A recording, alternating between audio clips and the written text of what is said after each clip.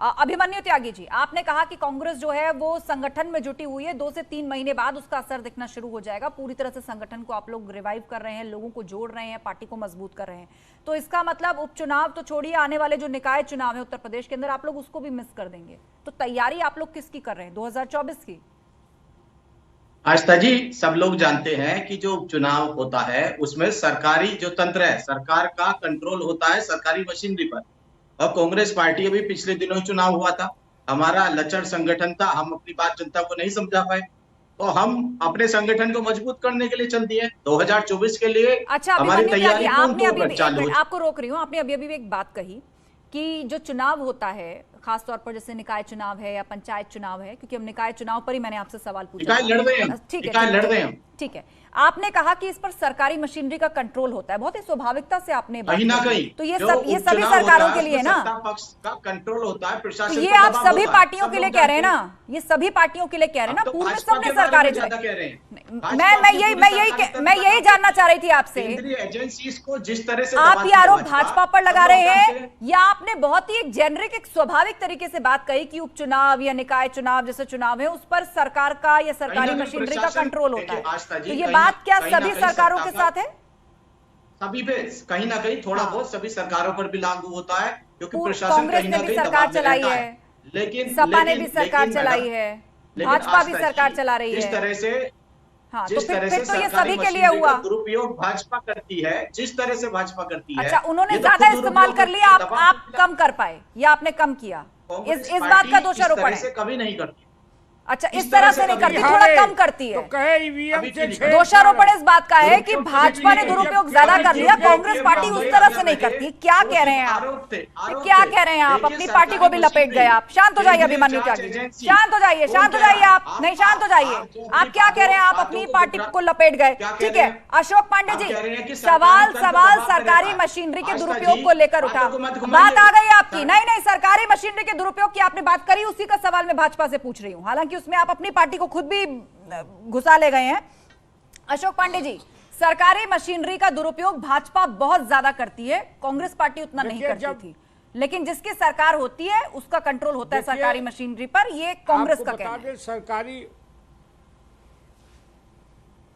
बोलिए। देखिए, सरकारी मशीनरी पे कब्जे की बात कर रहे हैं। इसके पहले जब हारेंगे तो ईवीएम के साथ छेड़छाड़ बताएंगे। आपको याद होगा, चुनाव आयोग ने सारे दलों के लोगों को बुलाया था और कहा आइए वैज्ञानिक लेके आइए, तकनीकी विशेषज्ञ लेके आइए और बताइए कैसे छेड़छाड़ होती है। तो किसी पार्टी का आदमी चुनाव आयोग में नहीं गया। लेकिन जब अमेठी हारेंगे राहुल गांधी तो ईवीएम से छेड़छाड़ है। जब केरल जीतेंगे, बनारस जीतेंगे, वाह वाह वाह वाह, वहाँ मशीन सही हो गई। ये लोग दशरथ विलाप करने वाले लोग हैं। हार ये काम नहीं करेंगे, काम तमाम करेंगे। इस देश का काम तमाम कर दिया था कांग्रेस ने, उसी पर भारतीय जनता पार्टी आई है। मेरा एक कहना है, नित्य काम करो, बहानाबाजी मत करो, एमवाई मत करो, क्योंकि अब हम एमवाई वाले नहीं हैं, हम A to Z हमारा है, हमें जान से प्यारा है, सबका साथ सबका विकास वाले हम लोग हैं। इसीलिए सपा बसपा खत्म हो गई, कांग्रेस खत्म हो गई और सपा भी कांग्रेस के प्रवक्ता ने, रुक जाइए सर, सबको बोलने दीजिए। अभिमन्यु त्यागी जी, साजन सिंह इंतजार कर रहे हैं। साजन जी, नहीं, आपने बात कह दी। आपने कहा कि सरकार का नियंत्रण होता है, सरकारी मशीनरी का नियंत्रण होता है, प्रशासन पर दबाव रहता है सत्ता का। और मैंने आपसे क्लियर कट सवाल पूछा था कि ये सभी सरकारों के लिए कह रहे हैं ना, आपने कहा हाँ, सरकार हर किसी ने भी चलाई, हर किसी ने चलाई है सरकार। बहुजन समाज पार्टी ने भी सरकार चलाई है। आप लोग भी सरकारी मशीनरी के दुरुपयोग का आरोप लगाते हैं। कांग्रेस के प्रवक्ता तो कह रहे हैं, साजन सिंह को लाइए विंडो में, मेरा सवाल उनसे है। साजन सिंह, ठीक है, आ गई आपकी बात अभिमन्यु जी। साजन जी, आपने भी सरकार चलाई है और कांग्रेस के प्रवक्ता का कहना है बीजेपी जरा ज्यादा इस्तेमाल करती है, हम लोग उतना थोड़ी करते थे। आप बताइए, आप कितना करते थे?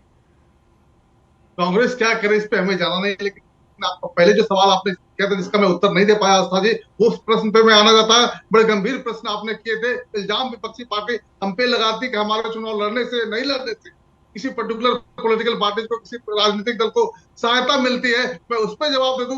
एक राजनीतिक दल, एक राष्ट्रीय राजनीतिक दल, तीसरी राष्ट्रीय राजनीतिक दल जिसकी एक सशक्त विचारधारा है, संगठन है, कार्डर है, सशक्त नेतृत्व है, उसमें अगर कोई इल्जाम लगाता है, चाहे वो राजनीतिक दल हो, विपक्षी पार्टियां हो, या कोई पॉलिटिकल पंडित, राजनीतिक विश्लेषक हो, अगर ये इल्जाम लगाता है तो सोच पे सवाल जरूर उठते हैं।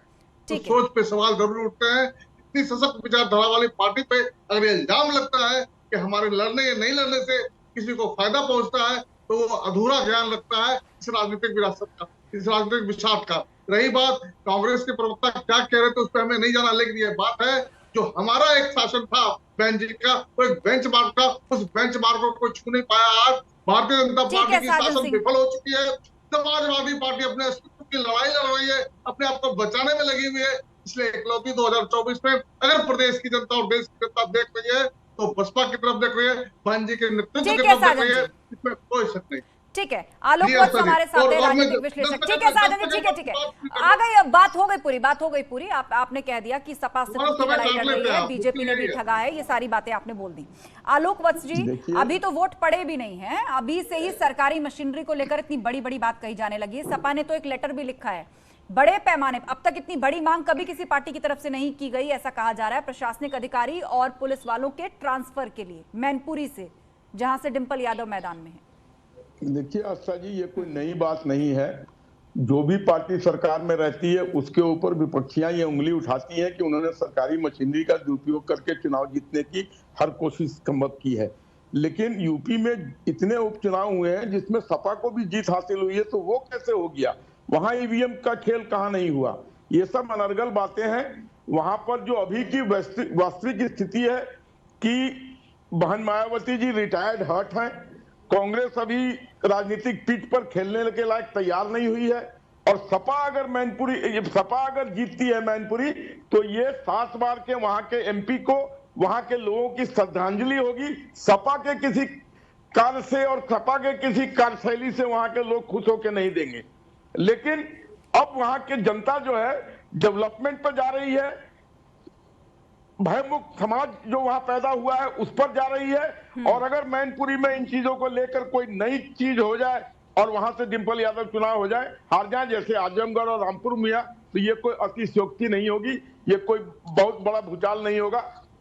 वहां के लोग अब दूसरी चीजों पर अपने वोट को आश्रित कर रहे हैं, जिसमें डेवलपमेंट सबसे बड़ा प्लैंक है और भयमुक्त समाज सबसे बड़ा प्लैंक है, जिसमें योगी जी के आलोक जी, आपको क्या लगता है, एक मिनट, आलोक जी आपको क्या लगता है, अभी जो उपचुनाव हो रहा है, क्या नेताजी की विरासत को लेकर जो डिंपल यादव मैदान में है उसमें सपा बड़ी जीत का दावा कर रही है? और ये जो बात आपने कही, क्या ये 2024 के आम चुनाव के लिए है या अभी फौरी तौर पर इसका असर आप देखते हैं? नहीं, अभी नेताजी को श्रद्धांजलि के नाम पर वोट मांगे जा रहे हैं सपा की तरफ से।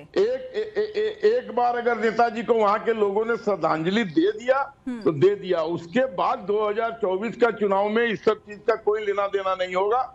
ठीक है, तो आपका ये कहना है कि अभी अगर वोट मिल भी जाए सपा को, वो जीत भी जाए मैनपुरी से, तो अपनी जीत की राह को 2024 के लिहाज से आसान ना समझे। डॉक्टर अजीज खान, आपका रिएक्शन इस पर? ये अपने मन की शांति के लिए सारे परसेप्शन क्रिएट कर रहे हैं आलोक जी, क्योंकि इनको पता है कि अभी ये उपचुनाव में एक भारी मतों से आदरणीय डिंपल जी जीतने जा रही है, बीजेपी की जमानत जब्त हो रही है, और 2024 की तैयारी, 2024 में जो हमारा माहौल है, ये उसको भी काउंटर करने की कोशिश कर रहे हैं। इनको पता है कि 2024 में बीजेपी की स्थिति बहुत खराब है।